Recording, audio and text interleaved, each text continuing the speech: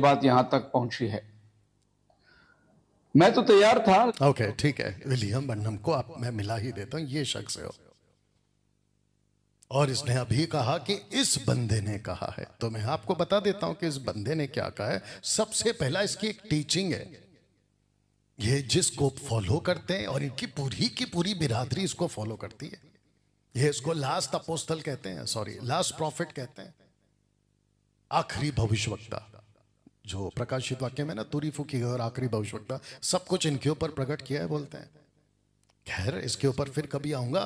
तो इनका मानना है कि जो हव्वा है उसने सांप के साथ, लूसीफर ने जो रूप लिया था सरपेंट, उसके साथ में सेक्स करके पहला बेटा जो जन्म दिया वो कैन को जन्म दिया। ऐसी मूर्खता की टीचिंग है, बताइए इनकी। और ये शेखर डेविड इसी को फॉलो करता है। अब मैं आपको बताता हूं कि ये कॉन्टेक्स्ट क्या है। इससे परमेश्वर की संतान शैतान की संतान जाने जाते। जो कोई धर्म के काम नहीं करता वह परमेश्वर से नहीं, और न वह जो अपने भाई से प्रेम नहीं रखता। तब जाकर कहता है 12 वचन, पर कैन के समान ना बने जो दुष्ट से था। बस इतनी सी लाइन को पकड़ा और ये कॉन्सेप्ट इस महाशय ने जोड़ दिया, और इसको ये लोग सिखाते भी हैं। और जिसको लेकर जब डिबेट हुआ था तो फ्रांसिस ने, ग्लोरी अपोलोजेटिक फ्रांसिस ने एक वीडियो बनाई थी इसी शख्स के ऊपर। किसके ऊपर? विलियम बर्नम के ऊपर। तो ये जो महाशय है शेखर डेविड जी, ये जाते हैं और उसको कहते हैं कि वो गलत सिखा रहा है। कौन? फ्रांसिस। बताइए। अब आप लोग खुद सोचिए, क्या ऐसी टीचिंग आपके बाइबल में है?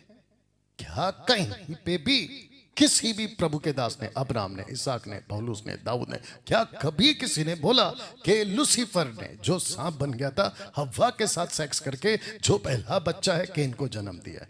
क्या कभी किसी ने बोला? वो छोड़िए, इसका कॉन्टेक्स्ट क्या है। लिखता है कि जिसने अपने भाई को घात किया। दूसरा, तो इसका मतलब यह हुआ शेखर, इसका मतलब यह हुआ कि जो भी अपने भाई को घात करता है वो शैतान का सेक्स से पैदा हुआ है। यह बोलना चाहते हो? और क्या मूर्खता का स्टेटमेंट है तुम्हारा विलियम बर्नम का। कहता है कि इसके पेट से वो बच्चा निकला। अगर इसके पेट से कैन निकला है तो इसी के पेट से अच्छा बीज कैसे निकल गया?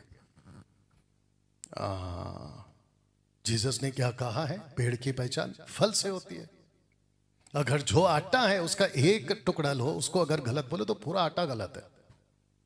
तो ये कैसे पॉसिबल है कि अगर इसके साथ में सेक्स किया है एक बच्चा ऐसा निकल रहा है, दूसरा बच्चा ऐसा निकल रहा है?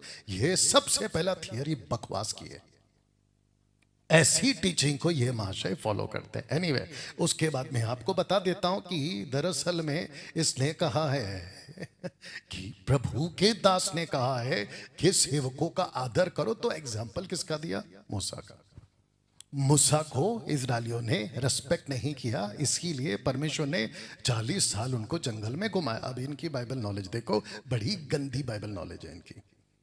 वचन को कैसे पढ़ना है, वचन को कैसे इंटरप्रेट करना है, बहुत बैड रीडिंग है आपकी शेखर जी, थोड़ा उसको ठीक करो। सुनिए, सबसे पहला ऊपर पढ़ते कि उन्होंने इजरायलियों के सामने उस देश की जिसका भेद उन्होंने लिया था यह कहकर निंदा की, तो देश की निंदा की। नीचे लिखा है कि तेरा नाम, माफ करना, वे लोग कब तक मेरा तिरस्कार करते रहेंगे? किसका? यहोवा का। फिर नीचे कहता है यहोवा हमको उस देश में से ले जाकर क्यों तलवार से मरवाना चाहता है?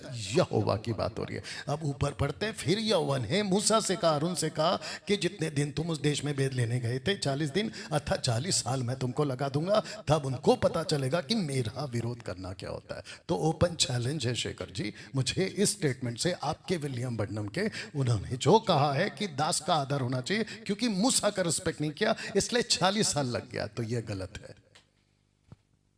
उन्होंने परमेश्वर का तिरस्कार किया, परमेश्वर का तिरस्कार किया, मूसा का नहीं। इसको ठीक कर लेना ना।